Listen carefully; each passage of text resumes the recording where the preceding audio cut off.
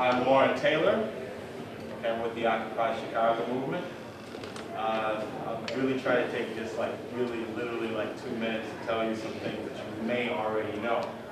Okay, this Occupy movement started in a park that's in the financial district of New York, on Wall Street.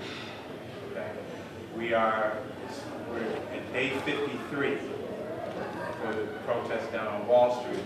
The protest in Chicago started roughly about a week later, with literally a handful of people protesting in front of the Federal Reserve Bank on LaSalle and Jackson. Okay. Since then, the movement worldwide has grown. We now have literally about 1,300 different groups worldwide that identify themselves as part of the Occupy movement. And this ranges all the way from the movement that's on Wall Street to people overseas. There's an Occupy Rome in some different cities in Rome. And I just found out this week we even have Occupy Homewood. Yep. Saturday. This past Saturday. That's his. Sure. So, I mean, literally it's running the gamut, okay? I'll say one thing real brief and then we'll start to have a conversation about it. Of course, the thing that everyone is asking is what's it all about, okay? A lot of the thing what you hear in the media, they try to give you this impression that, well, okay, they don't really know what they're protesting against. They don't have any particular list of demands, this type of thing. What I've been telling people as a way to kind of counter that is to really talk about what the movement really is about. And I think it speaks a lot to some of the things that you were just presenting. I mean, we have so many different things that are broken now in our society. Everyone has the impression that they're getting worse. Okay?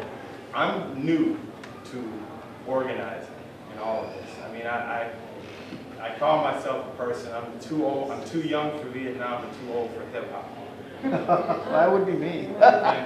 So I missed out. I missed out Thank on God. a lot. I missed out on a lot of these things. I mean, my parents were dragging me to events when I was a little kid, but you could say by the time I reached adulthood, it seemed like a lot of that had quieted down.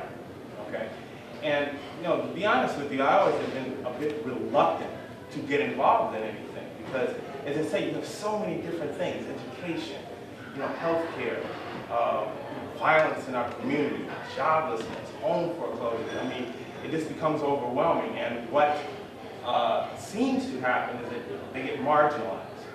I tell people that if hypothetically I could get together all the people in Chicago who are concerned about housing issues, and we could all get on the same page and we all march down to City Hall and demanded something. Well, they'd be able to marginalize it, right? They'd be able to say, oh, single issue.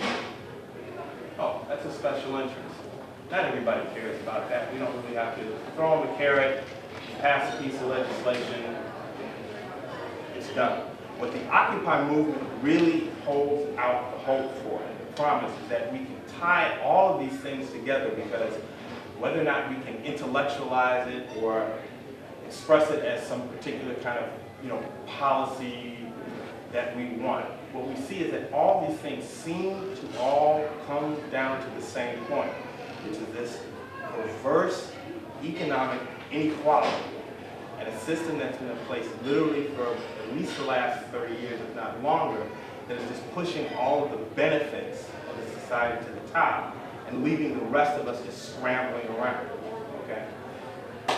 This movement is literally now only about 2 months old, and it's going to take a while before we can undo literally 30 years of what they have been put into place. Just last thing, just to let you guys know, the Occupy movement is not partisan, and we are really working very hard to keep it that way. Okay, I guess if we're going to have a conversation, probably. Yeah, that's what